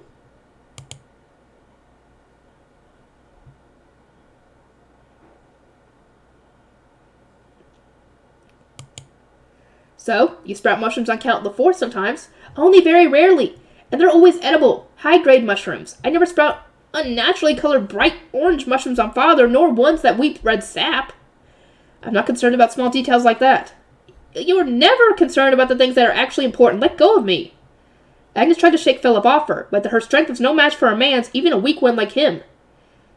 Then out of nowhere, Philip began to cough violently. It looked like he was choking on something. Mushroom! Knew it. That was it. It was. Yep. Looked like he was choking on something. He put his finger in his mouth and pulled out what looked like a half-chewed fragment of mushroom. The mushroom was yellowish with an indentation in the middle. It was probably a Clitosib acromalaga. Madaga. Acromalaga. I swear, you make your tongue tied! Philip, did you eat that? Just a little. It made a mushroom sprout in my mouth. Your powers really have increased, Agnes. Philip was still coughing a little as he gave Agnes this odd compliment. He didn't seem to be aware that he was in terrible danger. Upon ingestion, Clitosib acromelda would infiltrate the body and lie dormant for 4 to 5 days. After that, it relentlessly and specifically attacked the victim's fingertips, toes, and penis. Ooh, dear Lord. I feel so bad for Sabina now. She won't get something like that. Causing intense pain that could last over a month. But he wouldn't die from it. Probably. Anyway, Agnes had never managed to make a mushroom sprout inside a person's mouth before. Kind of a kamikaze attack on its part. Yep. It probably happened because she was so angry at Philip and felt powerless with him holding her there. The mushrooms were overreacting to her inner feelings. She felt honored and grateful, but also a bit terrified. What was even worse was that despite the mushroom attack, Philip was still holding onto her arm and wouldn't let go. She wished he'd let go. He was so strong, or at least tenacious. He left her with no other choice now. She would need to start yelling and draw attention. Philip was so prideful he'd surely let her go if she embarrassed him publicly. As she sucked in a deep breath to scream, someone spoke up from behind her. It's bad manners to manhandle a lady, Philip. The owner of the stern voice was the Crown Prince himself. Oh! Thank you. The man of the hour, the groom whose wedding was being celebrated tonight. The dark gray-eyed prince grabbed Philip's arm and tugged him away. At the same time, a beautiful woman came to stand next to Agnes. Whoop, whoop! Whoop, whoop. Smart people. I like Claude's brothers. I like them. I like them at all. She had the same black hair as the Crown Prince, and she put her arm protectively around Agnes. She may be your ex-fiancé, the Crown Prince said harshly, but this is not how a gentleman treats a lady. You're a royal, Philip. Can't you try to act like it? And what is that? His stern gaze was fixed on the orange mushroom that sprouted on Philip's arm. The shape and color were both very unusual. It probably didn't even look like a mushroom, but more like an orange someone was in the process of eating. Only Philip would be weird enough to carry a half-eaten orange on his arm as he went around the Crown Prince's wedding ball. Oh my god. Just imagining that is just so freaking weird. And then there were the strange red horn-like things growing out the top of his head, and the white clumps on his shoulders oozing red blood-like sap and dripping all over his suit. I was simply trying to save Agnes. Philip looked frustrated as he pulled the Astraeus hygrometriculus off his arm and thrust it in front of the Crown Prince's nose. Look, it's a sign of her love. Philip must have squeezed it. A puff of spores burst out of the mushroom, enveloping his face. Uh-oh. The orange-shaped Astraeus hygrometriculus had a body full of spores which it released when it stimulated. Philip got a full face of them now, and he choked, eyes watering. The spores stuck to him since his shoulders were wet from the sap oozing out of the bleeding tooth fungus. The air was filled with a bad stench, too, probably from the spores, Agnes realized. Oh, he got himself. He didn't get this. I thought for a second he got the Crown Prince. I was like, shit. But no, he just got himself. The Crown Prince and Princess exchanged looks and sighed. Philip, the Crown Prince reprimanded, you've already caused a public disturbance, dumped this poor girl, and insulted her in front of everyone. The engagement is off per your own actions and insistence. I believe Claude's spoken to you about this as well, but if you don't straighten up and act right by her, I'm going to have to exercise my royal authority. He was glaring at Philip, and Agnes could see that Philip was visibly trembling. Oh, does he mean to get executed or something? Philip always took a great deal of pride in being a royal, so he certainly couldn't argue back against the Crown Prince, who was as royal as it could get. Just remember, you can come to me any time, Agnes. Even backing down with a face full of spores, Philip was still talking nonsense. Like I would, she huffed. Are you stupid or something? I'd rather die than be your mistress. Philip opened his mouth to snap back, but one look from the Crown Prince silenced him, and he scuttled off. He had something stuck to his back. It looked like octopus tentacles. That must have been Clathrus arcari, aka octopus stinkhorn. It was a species that released secretions that smelled like rotting flesh. No wonder the air around Philip stunk. I wonder when that popped up. Mushroom saved the day. The mushroom saved the day. Smart move, mushrooms. I love this. After Agnes watched him walk away, covered in mushrooms, she turned and curtsied deeply before the Crown Prince. Thank you so much, Your Highness. Oh, don't mention it. I don't believe we've met before, Lady Agnes. I do apologize for all the grief Philip has caused you. The prince smiled and nodded warmly to Agnes. Philip may have been his cousin, but she felt that the Crown Prince of all people had no need to apologize to her. What a wonderful person the prince must be, based on just how he'd handled Philip and the kindness he was showing to Agnes. If all the royals were like Philip, then the country would be doomed. As a subject, she was relieved and grateful. How is your arm? It's not hurt, is it? Her beautiful black hair swayed as the Crown Princess examined Agnes's arm with concern on her face. The Crown Prince was just a man, and the Crown Princess was sweet as well. Even if it was just a public act, they were still so different from Philip, who couldn't behave in public to save his life. I'm all right, Agnes said. Please forgive me for not introducing myself sooner. I am Agnes Lefort, Crown Prince, Crown Princess. Congratulations on your marriage. The Crown Princess looked relieved and gave Agnes a twinkling smile. I like these two. They could be a good support system for Agnes if she needed it. I hope. At least they'd be nice to her.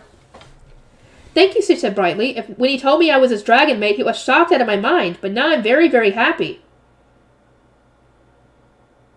Is she the one that Claude was talking to before? Maybe she was telling him about how the whole dragon mate thing happened. Maybe.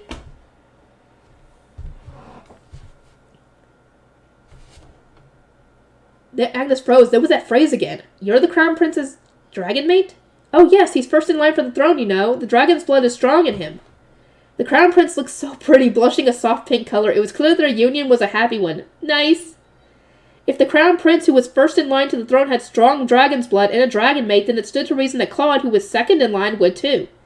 It seemed the line of succession was determined by how much dragon's blood the king's children inherited. The things Sabina and Philip said earlier that evening were coming back to Agnes all of a sudden. I heard that Prince Claude also found his dragon mate, she said. Agnes wasn't lying. She'd heard it directly from Philip just moments before. All she was doing was voicing the rumor.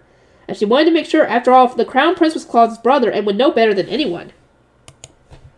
Philip didn't know for sure, so perhaps it wasn't something the Count's daughter should know about, either. She didn't want to try to trick the Crown Prince into revealing anything, but she couldn't go on not knowing the truth. Agnes steeled herself. Was the Crown Prince deny it or get angry? He did look surprised for a moment, then he smiled softly and warmly. Ah, so he's finally said it out loud, has he? I kept telling him to hurry up and get on with it, that waiting so long was terribly rude and would only lead to arguments. The Crown Prince's voice was filled with joy, but Agnes felt her soul sink. So it was true then. Claude really had found his one. And just like Philip said, there was no way that it was her. He's thinking that the Crown Prince is talking about you, dude! Calm down! Think! Who else has he been around this whole time? Arguments. Those would probably be about how Claude had been treating Agnes like a girlfriend all this time. The Crown Prince probably knew about Claude and Agnes's contract and had been telling Claude to hurry up and reveal the truth to her. It's okay, there won't be any arguing about it. Please don't worry, she said softly. She wouldn't cause trouble or get the wrong idea. You're getting the wrong idea! Nor would she argue against Claude's decision. Agnes tried to keep her voice steady as she responded. The Crown Prince smiled, seeming pleased. I see. That's good then. There's no need to worry about outcomes, Agnes thought ruefully. Your younger brother will be with his dragon mate. The spare will disappear meekly on her own.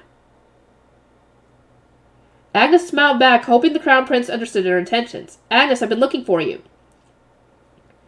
Claude came hurrying over, but Agnes didn't really want to look at him just then, so she averted her eyes.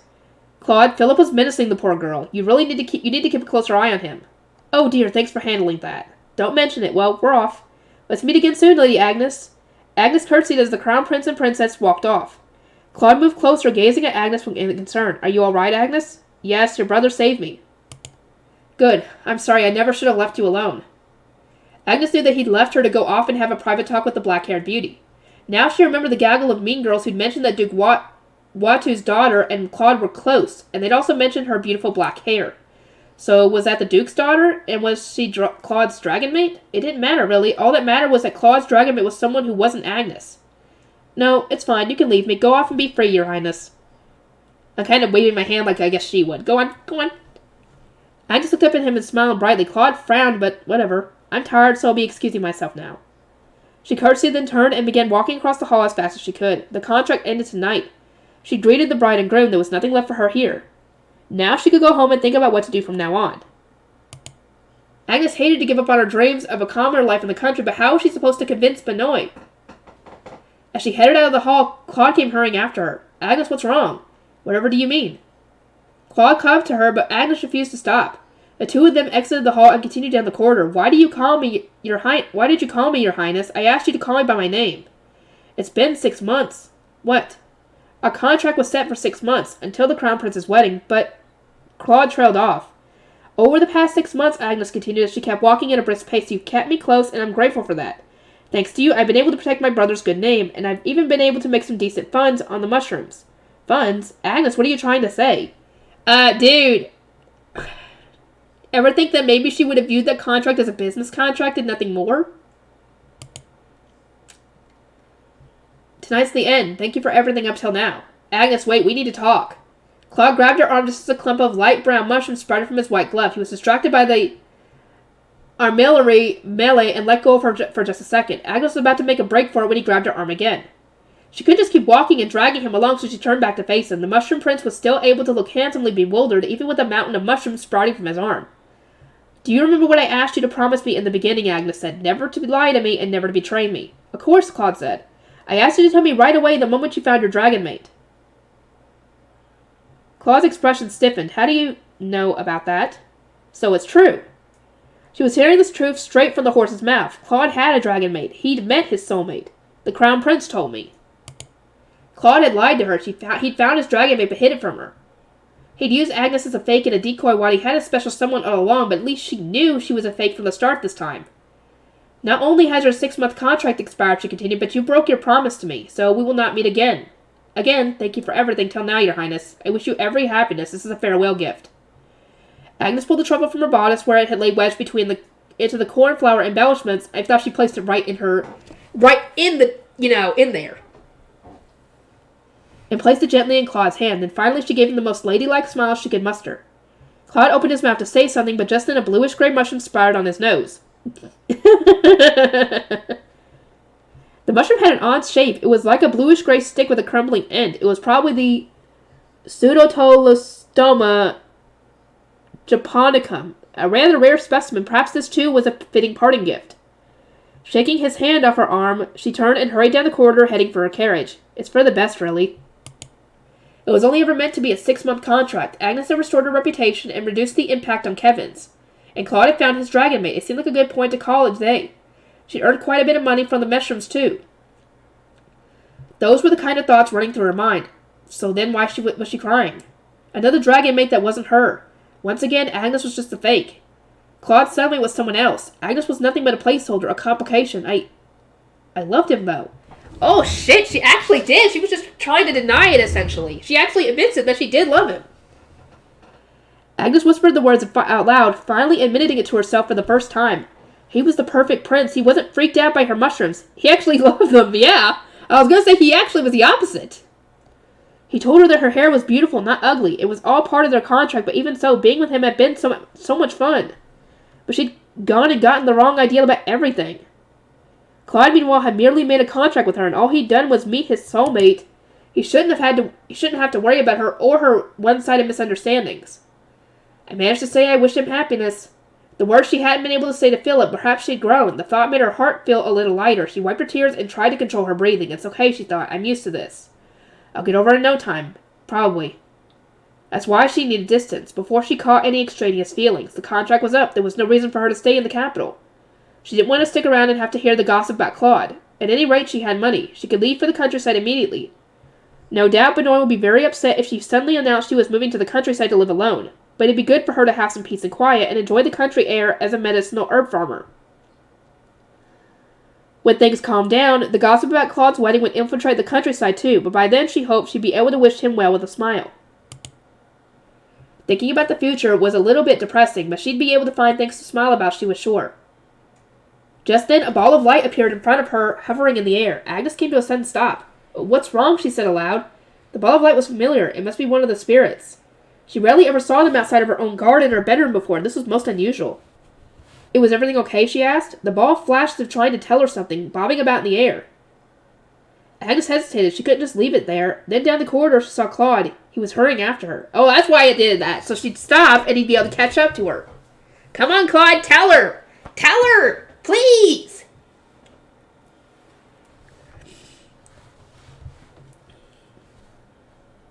Agnes didn't know what he wanted, but she didn't want to see him. Can we do this later? I'm in a rather hurry right now. Agnes took a step forward, intending to move past it, but the ball of light came zooming at her face. Yeek! Agnes! Agnes stumbled backward and almost fell, but something held her up. Good catch, Claude. She got a whiff of sweet, fruity cologne. She was glad she hadn't fallen, but this was too much. She turned slowly around to see that handsome young man with the Prussian blue hair. Are you all right? Yes. Agnes was embarrassed, falling and having to be caught by him right after she said she never wanted to see him again and flounced off. And now that she'd realized she loved him, she couldn't look at those dark gray eyes. It felt far too dangerous. So she averted her eyes. Thank you, Your Highness. Please excuse me. Eyes down, she tried to get away, but she could see Claude's arm covered in a trembling mound of mushrooms. The pseudo-lostoma japonicum, what was on his nose, wasn't there, of course, but the armillaria Malay were right where she left them. Usually, Claude would be delighted by such a crop and instantly start picking them. Why hadn't he? Because he doesn't want you, he wants the mushrooms! I made myself mixed up. He doesn't want the mushrooms, he wants you. He doesn't care about the mushrooms right now. He wants you to make sure you're happy. Perhaps they weren't to his taste? Wait, I need to talk to you. Claude grabbed Agnes's arm and a succession of mushrooms sprouted up on his own. He doesn't care about that right now. The brownish ones that looked like rabbit ears were Winnea Americana, but Claude not only didn't pluck them, he didn't even take his eyes off her face. Agnes was a little bit afraid. The mushroom fetishist was acting very out of character. She stepped back. I have nothing to say to you.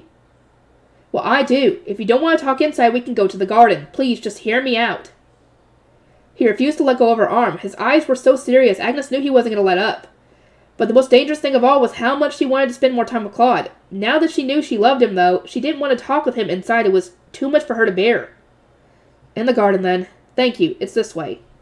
Claude looked relieved as he took her hand, and they walked off together. A succession of Winnea Americana popped up alongside his arm as they walked. But Claude paid it no mind. He just kept walking. He's a mushroom fetishist, but he's not drooling over the mushrooms for once. Is he sick or something? No! Concerned, Agnes looked up at Claude's face as they walked. She was paying so much attention to him they arrived at the deserted garden before she realized it. Mushrooms of the day. Astraeus hygrometricus. It looks like a starfish with a globe in the middle, or a peeled orange. It's usually dark indigo, but sprouted orange to express Agnes's anger toward Philip. It really does look like a peeled orange now. I'm not the color of romance, I'm the color of fury, it roared. Philip's no longer on Agnes's safe list, so the mushroom won't give him any leeway at all. Podostroma cornudume, a poisonous flaming red mushroom. Only a few grams are enough to kill a person. Even touching them can cause a rash. A very dangerous specimen. And then that sprout on his head? Yep, it sprouted on Philip's head just for Benoit, who really wanted to see Philip go bald! Please, let that happen! I want that to happen! Just so he'll suffer! Oh my god, please let that happen. Please! It has the power to cause skin irritation, so what might it do to hair follicles? I don't know. Who knows? It might make him go bald, I hope. Hydnellum picky bleeding teeth. A white, fleshy body with blood-like juice oozing out, like a bleeding tooth. It's supposed to be edible but bitter. These mushrooms maniacs have been at it again.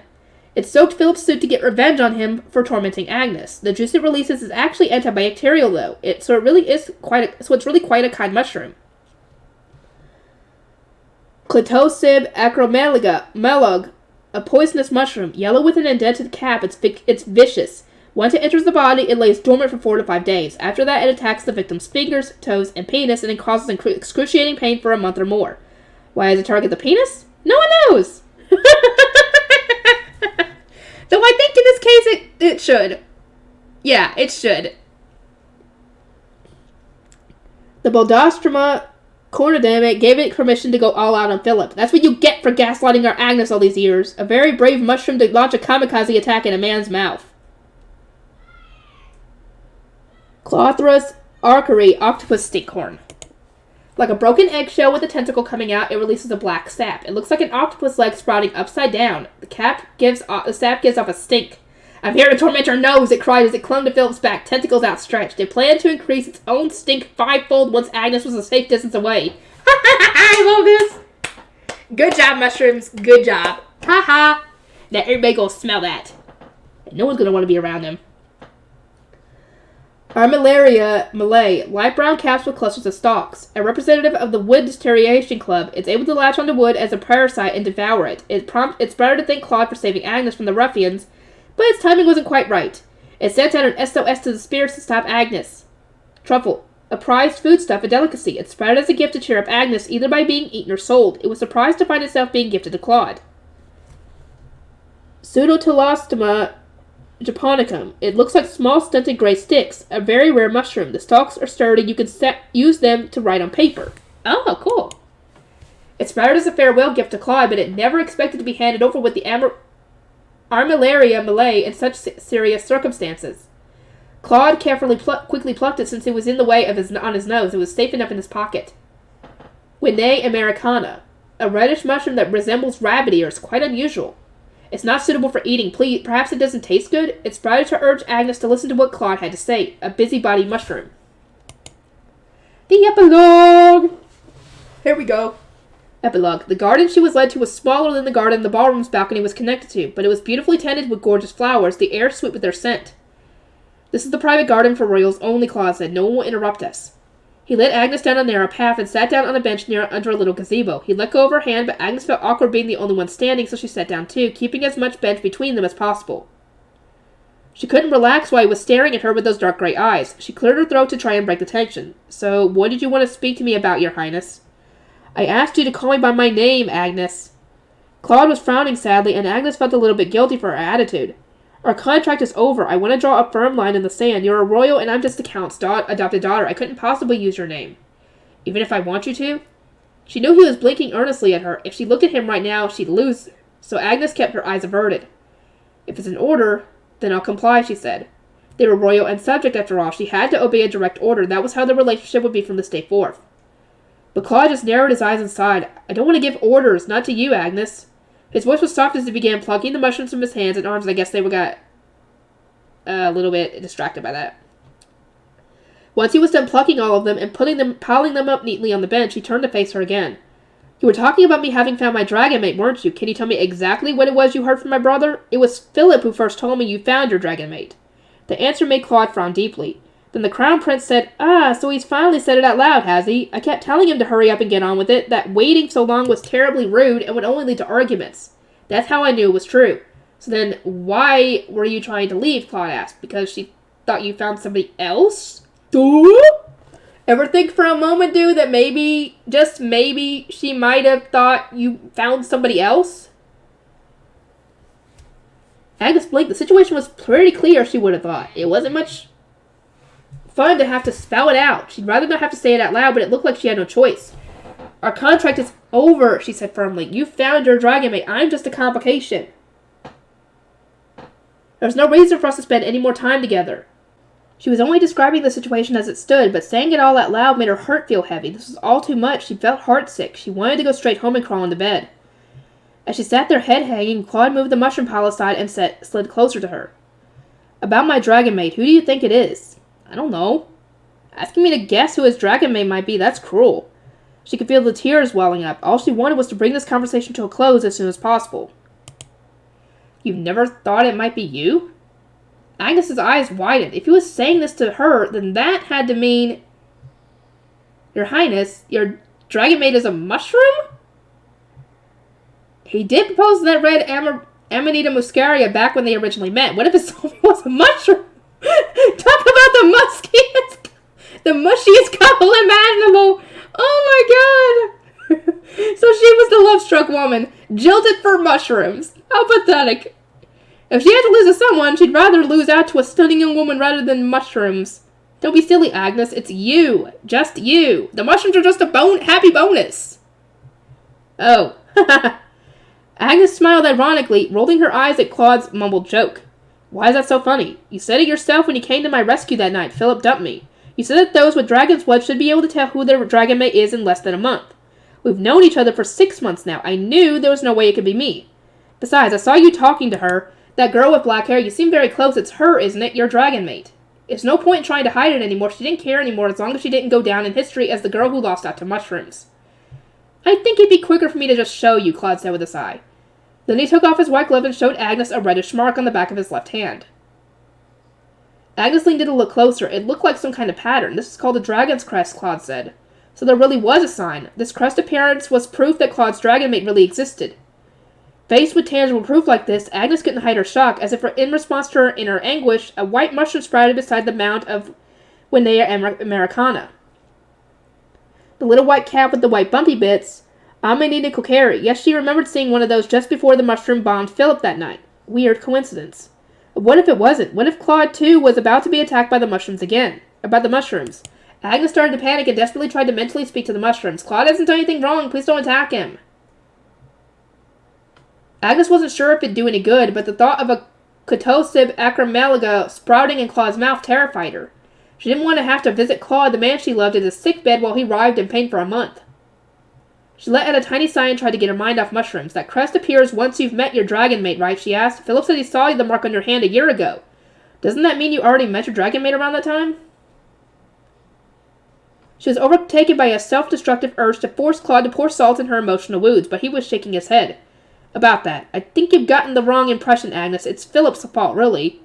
Not that I was really able to correct him. What do you mean? You said that the crest appears when one's dragon mate has been found, right? That's half true and half wrong. The crest is present from birth. It is? Agnes didn't understand. She just stared at Claude, mouth slightly open. The crest is black from birth, but turns red when one finds their dragon mate. It changes color. That's right. Philip talked about a black bruise, but Claude's crest is red. It's completely different from what Philip said. In the olden days, Claude went on, when the dragon's blood was stronger, the people used to say that the crest would turn red the very instant one met their dragon mate. That's how you'd know that they were the one. But in these modern times, the reddening process is more gradual. It's not immediate. So the crest really does change color. It sounded like something from a fairy tale, but then again she'd witnessed Claude emerge mostly unscathed from under a huge pile of heavy wooden boxes, so she supposed him having a magic color-changing crest wasn't out of the question. It took about 20 days for my brother's dragon crest to go red, he continued. He told me I should expect it to take around a month or so. Interesting, so he was basing the time frame on how long the Crown Prince's dragon crest took to change. My dragon crest started changing color the night I met you at the ball. It only changed a little at first, but it was definitely turning red. The only girls I met for the first time that night were you and Marquis Barthet's daughter. Yes, that was true. Agnes had never met him before that night. Even though she'd been engaged to his stupid cousin. It was a bit odd, but presumably Claude had been busy. Or perhaps Philip had something to do with it, not that it mattered anymore. I wanted to see you again after that, Claude went on. I was entranced. The way you stood up to Philip, even as he was trying to shame and diminish you. The way those angry tears glistened in your eyes and those mushrooms more beautiful than any I'd ever seen. I was captivated by all of it. But you said no when I invited you to balls or even just tea parties, remember? Agnes was still focusing on the beautiful mushrooms part of his speech. Is he sure it's not the mushrooms he's meant to be with? She looked at the handsome man sitting beside her with his little mound of mushrooms. Still, she nodded. When you sent back the handkerchief I'd lent you, Claude kept on. It only made me want to see you even more. When I finally got you to come to one of the balls, I was beside myself with excitement. That night, the dragon's crest turned fully red. He fell silent a moment, his dark gray eyes focused on hers. Agnes, you're my dragon mate. What? Exasperation, Agnes thought. That's what you call this feeling. She had no idea what he was talking about, but she was lost in his gray eyes.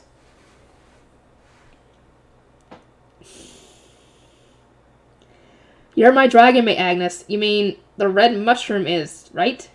She remembered Claude exclaiming how perfect of a specimen it was, the Amanita muscaria with its blood-red hue. Please listen to me, Agnes, not the mushrooms. You, Agnes Lefort. Agnes gulped, still lost in his eyes, but the black-haired girl in the garden, black-haired, the garden. Oh, that was Duke Watteau's daughter. She's the crown princess, little sister. Oh, okay. Okay. She was surrounded by persistent young men, so I came to her rescue. Actually, she started pestering me to introduce her to you. She really likes your hair color, apparently. She was squawking loudly, asking if you were my dragon mate. I needed to move over to a more private place before rumors spread. That's when you must have seen us. Oh, okay. Okay. Agnes nodded, ruminating over what Claude had just told her. She probably only wanted to meet Agnes so she could warn her to back off. Maybe it wasn't Claude who was interested. Maybe it was the girl who was pursuing him. I'm really sorry if you got the wrong impression, Claude continued, but she's not my dragon mate. I met her for the first time over 2 years ago now. My dragon crest didn't react at all. Claude's eyes were fixed so solemnly on her. He didn't seem to be lying, so that meant the black-haired girl wasn't his dragon mate? The day after that ball I invited you to, Claude exclaimed, I went straight to Count Lefort and asked for your hand in marriage. You what? Agnes yelled, then quickly covered her mouth with her hands. Claude chuckled wryly, but he said no. Because your engagement to Philip hasn't been officially dissolved yet. It would only have taken a few days more, but he said you were still too wounded from being rejected. And I'm another royal. He said you'd had enough of royal suitors now, and I should leave you alone. That meant he'd come to ask Benoit for her hand the very day after he made that bizarre proposal to the mushroom. Agnes was truly shocked at how fast Claude had acted. Usually Benoit would never be able to turn down a royal request, but for Agnes he did, and she was filled with warm love for her adopted father. Usually, Claude went on undeterred, the concept of dragon mates is something known only to royals with a dragon's crest and their dragon mates. The word dragon mates has come into popular use, but people don't really know the specifics of how a dragon mate is chosen. I can't blame your father for thinking I was a shady character, but he saw something real in me and decided to give me a chance. He also wanted to do whatever he could to stop you from returning to commoner life. That sounded like something Benoit would do, but her father and little brother had seemed desperate to stop Agnes from leaving for a new life in the country. Count Lefort told me if I fulfilled certain criteria, bade my time, and made you fall in love with me for real, then he'd give his blessing to marry you. What criteria? Ah, right. When he told me not to talk about the dragon mate thing, and I was not to pick you up or drop you off by carriage, not try to make you spend time with me against your wishes. Claude had never come to pick her up himself, and whenever she was sent home, he'd escorted her to the carriage and said goodnight there. Agnes had mostly gotten over it, but she still got a little nervous whenever she had to ride in a carriage. If she had to ride in one with Claude, she might have made herself sick with anxiety. Benoit was clearly trying to spare her that. I wasn't able to talk to you about being my dragon mate, Claude went on, but I was able to tell you how I felt about you. But after Philip, you didn't trust a word I was saying. You didn't seem to take me seriously at all. You never let me in. As proof, the mushrooms kept coming, did they? Or didn't they? Agnes thought that Claude was goading her into producing as many mushrooms as possible for his own gratification. But no, he actually really understood what the sprouting of the mushrooms meant. He knew that once she began to relax and feel at ease around someone, the mushroom sprouting would taper off. I knew that you weren't interested in me that way, and I knew that you were only going along with everything because of my royal influence, so I decided to make it into a contract. I knew we had to spend time together for you to get to know me, and for me to woo you. Woo her?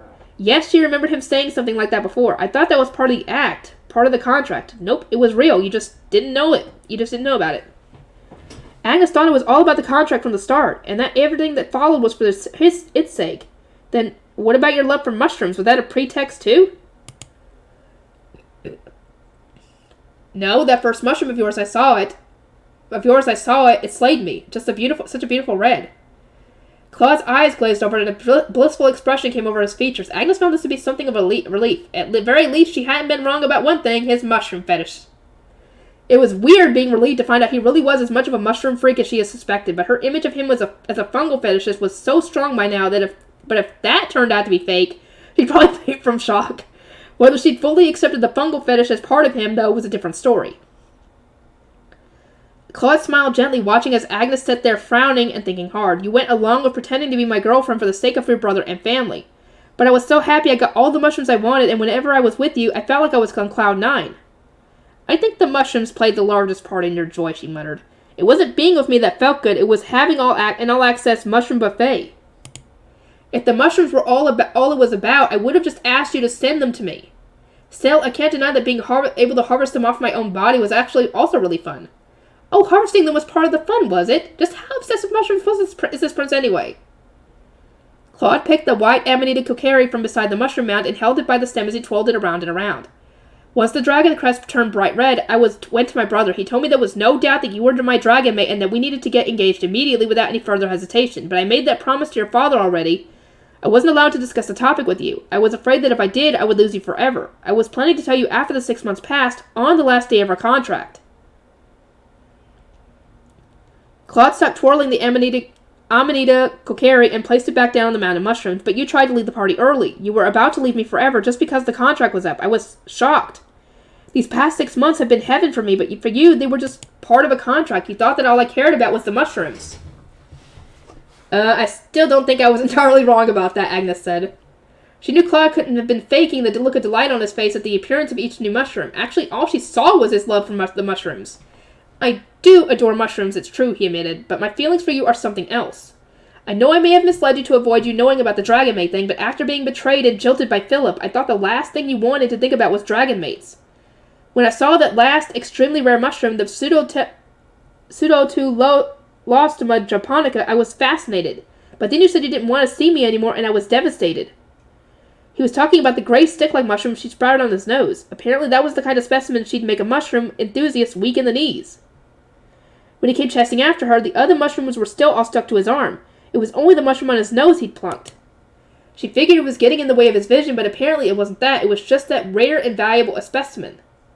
While she was spacing out, avoiding this conversation by thinking about mushrooms, Claude was still speaking. You said you wished me every happiness. I realized that you thought I'd found my dragon mate in someone else and that you really didn't care for me that way. But at the very least, I wanted you to know the truth before you left me forever.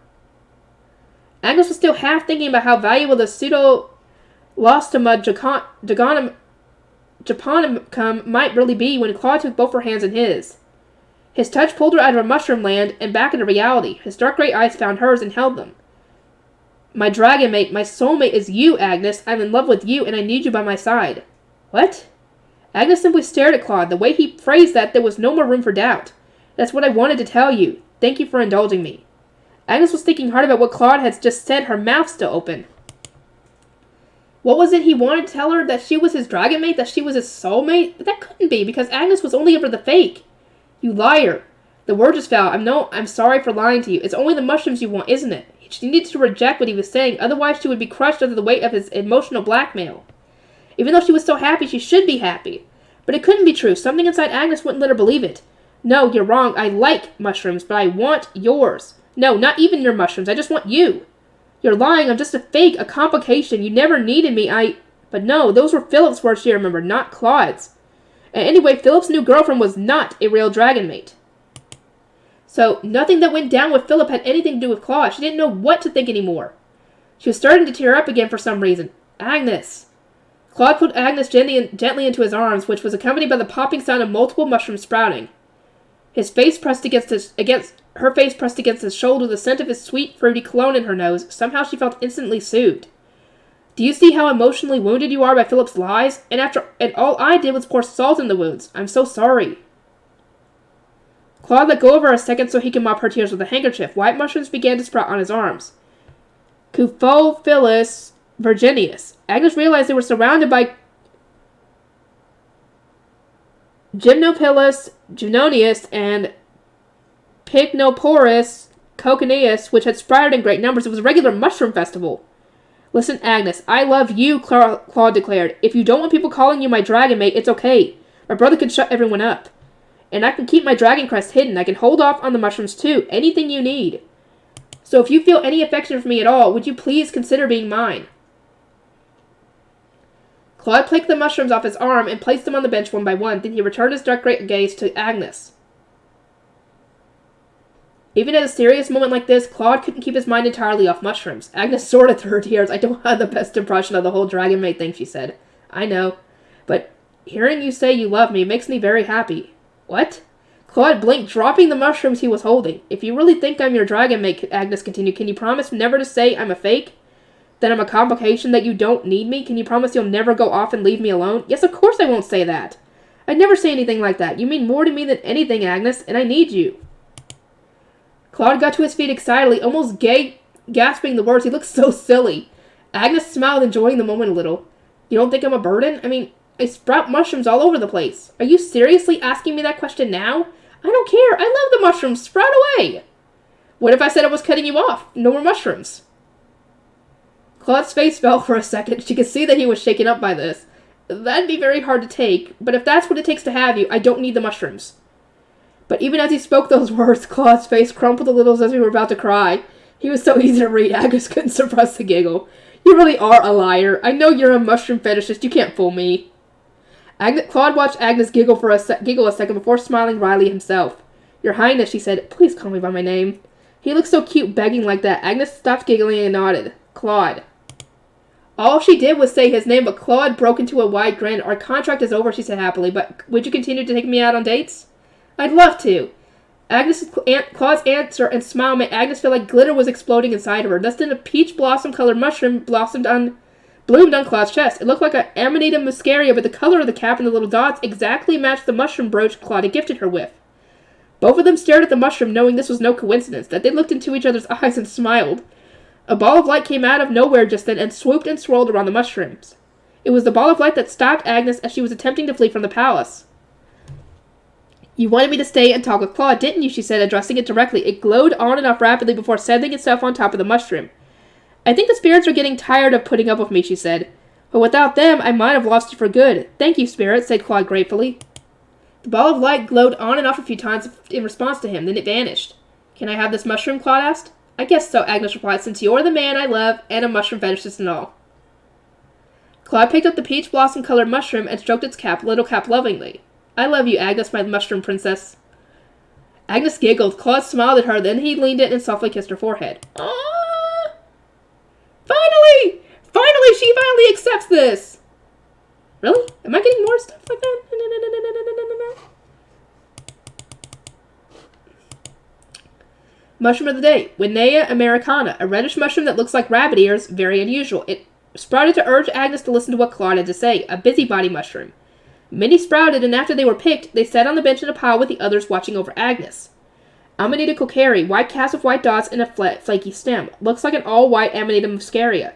It sprouted when Claude made Agnes cry. It was ready to send out a mushroom alert at any time, but it understood Agnes's request and remained silent and watchful instead. After that, Claude picked it up and rolled it between his fingers. Never having been rotated this way before, the mushroom was surprised by how much it enjoyed it. Aww! Clitosib acromelog. I cannot talk! Yellowish-brown cap with an indentation in it. Very, very poisonous and nasty. It sprouted in Philip's mouth in an all-out kamikaze attack. All Agnes had to do was call, and it will sprout normally. Pseudolostoma japonicum, a mushroom with a gray, thick stalk, quite unusual. Its body is quite sturdy and can even be used to write on paper. Claude quickly plucked it, and it was transferred to his pocket where it lay quietly. When Agnes finally started to smile, it felt glad. Suphophilus virginius, small milky white caps, loves romance. It always appears whenever there's love in the air. It was very excited, squealing things like, Your dragon mate is here! He's hugging you! Forehead kiss and so on. Excited by the event, it called its friends, Gymnophilus junonius and Pycnoporus cocineus to the party too.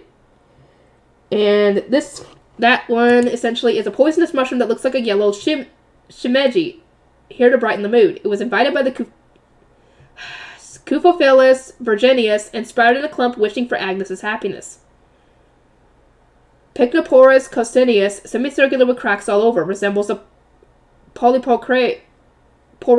It sprouted to remain in the Suphophilus virginius somewhat, but today was a day of celebration, so it found itself getting overexcited as well. Amanita muscaria, red caps, white dots, the textbook fairy tale poisonous mushroom. It sprouted with a peach blossom color in honor of Claude and Agnes' special brooches. It loves Agnes, and seeing her smile means everything to this little mushroom. Side story. When a dragon's world changes. I just hope you can find your own dragon mate soon, Claude. This is what the king had murmured during the ball while talking with his son. It just wasn't just tonight that he thought that. He could relax a little now that the Crown Prince had finally, after many long years, found his dragon mate. But Claude still weighed heavily on his mind. Claude was grateful his father cared so much, but nothing could be done about the situation. It's all just a question of fate anyway, he said. I'll be fine no matter what happens, even if I can't find my dragon mate, so please don't worry. Claude responded with a smile, but the king's expression was filled with silent concern. Just then a servant came over and whispered something in the king's ear. Claude watched as his father's frown lines grew deeper and deeper. It was clear this wasn't a happy conversation. Oh boy, here we go. This is where Philip had dumped her. Philip's causing some kind of ruckus, his father grumbled finally. Good grief, the trouble that boy causes. Claude, go and take care of it, would you? All right. Claude was relieved it was nothing serious. He bowed politely to his father and headed off. Philip was Claude's cousin. He was a member of the royal family on paper, but he lacked class and was always causing some sort of disturbance. The king could have sent a servant or one of the knights to investigate, but Philip was unlikely to listen to them. He had no sense of royal duty and was extremely prideful at the same time. He was the type to ignore people he considered beneath him. But Claude was the fourth-born prince, second in the line of succession. There was no way Philip would ever consider Claude beneath him. So he'd probably do what he wanted, he said. If the king win himself, it'd be settled within seconds, but the king didn't need to get his hands dirty with things like this. Dragon mate, huh? Claude muttered as he headed over. His father had used that term, but it had no real meaning to him. His older brother said finding your dragon mate was a life changer, but Claude was pretty happy with his world as it was. He didn't really care if it changed it or not. Of course, he understood the significance of dragon mates. He was a royal after all. It just didn't seem to have much of anything to do with him. As Claude made his way through the ballroom, he noticed people gathering in a far corner of the room. That was probably where Philip was causing a scene. Why is Philip always causing so much trouble for everyone? What's all the commotion about? Claude approached, raising his voice. The rubberneckers parted obediently to let him through. Ah, there was Philip as he suspected, with two women. One of them was half hidden behind Philip, but had golden brown hair with a bright blue dress. The other wore a very plain, muted amber-colored dress and had her hair tied back. Its color, though, was quite eye-catching. It was the color of peach blossoms of springtime flowers. Claude had never seen anything like it. She also had green eyes that sparkled like jewels, and her face was very pretty. Claude was curious about the mismatch between her natural beauty and how she presented herself, but there was more pressing matters to consider just now. Philip was actually brandishing a sword at the pink-haired girl. Whatever for? Whatever are you thinking, Philip? Disturbing the peace of His Majesty's ball and pointing a sword at a lady. Claude, that is none of your concern. Claude just wanted Philip to put the sword down, but of course Philip had to be stubborn. He couldn't let his wayward cousin get away with brandishing a sword at a young lady at a royal ball of all places. I was merely putting this woman in her place. She took the news of the dissolution of our engagement with poor Grace and insulted my honor in the process. Claude merely frowned in response to that. Then he turned to the girl with the peach blossom hair. Please tell me what happened in your own words. Claude didn't know what was going on here, but he had bet good money that it was all Philip's fault. The poor girl had just been dumped in a very public setting by Philip, and now he turned a sword on her. There was a good chance she'd be too terrified to speak, but her green eyes were unwavering as she looked at Claude. Lord Philip informed me that our engagement was off. When I told him that he should have been honest about having found someone else, he told me that she was his dragon mate and that I'd only been a fake.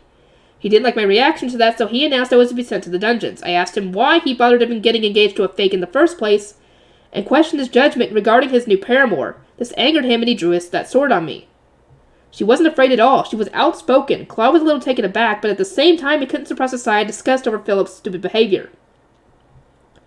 His cousin was even more of a walking disaster than he had previously thought. Philip couldn't just erase an official engagement blessed by the king with a few selfish words, nor could he formally dissolve the engagement just by telling the poor girl and her family that he was calling it off. If Philip seriously wanted to end the engagement, he'd need to make an official report to the king and to the girl's family. This wasn't the kind of thing you discussed in public, let alone in front of high society. And it seemed to have brought his mistress along. Oh, and the worst part of all, he was brandishing a sword at his ex. Apparently, Philip's excuse was that he had found his dragon mate, but that was ridiculous. Philip was technically a royal, but he had no dragon's blood. Accordingly, he could never find a dragon mate, not now, not ever. He was trying to use a sacred royal birthright to legitimize his affair, and Claude wasn't about to stand for it. Philip was an idiot, and there was no changing that, but Claude felt bad for his poor ex-fiancée. Even though he'd heard she and Philip had been engaged for many years, he'd never met her himself. Her appearance was very drab, but that peach blossom hair of hers really drew the eye. It looks quite nice tied back, but it looked really beautiful if she wore it loose. Claude had no idea why she was dressed down like that. The young ladies usually love to dress to the nines for royal balls, and the new girl, the one peeking out from behind Philip, was dressed quite flashy. Her dress and makeup were both brightly colored. Claude had thought all young women liked to dress up like that. Apparently I was wrong. If she let her hair down and wore a more colorful dress, she'd be a knockout. It seems like such a waste of a natural beauty. But Claude realized his personal tastes were completely beside the point here. Still, since things have come to this point, perhaps we should resolve them once and for all. Do you acquiesce to the dissolution of your engagement? Gladly. The girl didn't skip a beat. Claude nodded. He offered to see her home without really knowing why he had. He just felt bad. He reckoned about leaving her alone to the circumstances. Still, he could have always gotten a servant to send her home, or one of the nights. For a prince like him to see her off, that wasn't good. People would notice. He knew that, but he couldn't make himself leave the scene. He felt bad for her. Phil's behavior had been so ridiculous. At any rate, Claude was thinking of retiring from the ball himself, so perhaps it was good timing. But the girl who had been so feisty against Philip seemed to be rapidly sinking into despondency. He found his dragon mate, I guess. I was just a fake one. Expendable. Everything I'd been through, there was no meaning to any of it. I was just going further and further down a dead end the whole time, so I gave him everything I had, but... So you really did like him, after all. It was just a question, but for some reason Claude found himself holding his breath. The girl shook her head, though. No, but it hurts to be told you're not needed by someone you planned to see your whole life out with. Then the girl's green eyes were filled with tears. They sparkled like jewels. Claude was transfixed. He felt like someone had just punched him in the gut. She really must have loved Philip, enough to cry about him in front of a strange man she just met. She said otherwise, but she must have been terribly shocked over being jilted in public like that. She shouldn't have to experience pain over the actions of a loser like Philip. Claude felt a sense of annoyance growing inside him. Like the girl said, it'd be difficult for her to expect any good marriage prospects to come her way after she'd been publicly ditched by a royal. Claude wasn't sure how serious she really was about her plan to return to commoner life, but it was clear she had no intention of showing her face in society again. She realized this meant he'd probably never have the chance to see her again. The realization made his throat go tight. He wanted to wipe away the tears of this girl, a girl whose name he still didn't know. Why did he feel so much empathy for her? He'd no idea what was going on in his own mind. Wait, even if your eyes don't puff up, the tear track alone will give you away. Take this. Claude handed her a white handkerchief. He couldn't wipe away her tears, but at least he could help her do it for herself. But I've no way of returning it to you. Well, obviously not, Claude thought. That was what he wanted her to take it. He could maybe use the handkerchief as a pretext to see her again. He knew that what he was trying to do was very weird, but he couldn't fight these sudden urges. Just take it. He gazed into her eyes as he thrust the handkerchief out to her. He squeezed the soft fabric extra tight to stop himself from just reaching out to dab the tears from those stunning green eyes. All right, well, thank you for the handkerchief, too, on top of everything else. I doubt we'll ever meet again, but I wish you good health. As she reached out to take the handkerchief from him, her fingers brushed Claude's. It felt like being struck by lightning. Claude looked down in shock to see that there was a red mushroom sprouting from the back of his white glove. What an absolutely stunning mushroom! It had a bright red cap with little white dots all over it, and Amanita muscaria. His eyes were fixed on it. Even though a mushroom had just sprouted on him out of nowhere, he rolled with it. Carefully, he plucked it and examined it closely. I'd never seen such a perfect specimen. The bright red, blood red of the cap, the snow-white dots. Amanita muscaria caps tend to flatten out as they mature. This one is an adorable round shape, though. It's so beautiful. The white dots were fragile and easily rubbed off, but this one's dots were all intact and spaced so perfectly apart. It was like a work of art. The red color, too, was brighter than any other specimen Claude had ever seen. The white dots seemed to glow against the cap's redness. The little dangling frilly bit on the stem looked like the skirt of a noblewoman's dress. It was so absolutely impeccable specimen. Claude gasped as he gazed in rapture at the stunning mushroom. When he came to his senses again, he realized that the girl was gone, but his heart felt like he was about to burst with emotion. I have to see her again. Later on, back in his room, Claude muttered those words aloud. Where had those feelings come from? He gazed at the Amanita muscaria, feeling as though he were in a dream. That was when he noticed that the dragon crest on his left hand looked a bit red. It was said that those in possession of dragon's blood and a dragon's crest would see the crest turn red once they'd met their dragon mate. Claude had observed the changing color of the crown prince's dragon crest, so he was fairly certain this was true. But the only new girls Claude had met that night were Philip's ex-fiancée and his floozy mistress. It couldn't be one of them, could it? Nothing was for certain, of course, but an unwavering belief was beginning to take hold inside of Claude. The belief that it was her, the girl with the peach blossom hair. Just thinking about her made his heart feel lighter with joy. He felt that he could do anything if he had her by his side. Finding your dragon mate could change your world, huh? He murmured. Claude smiled at the mushroom in his hand, wondering what the girl with the peach blossom hair was doing right now. And the afterword.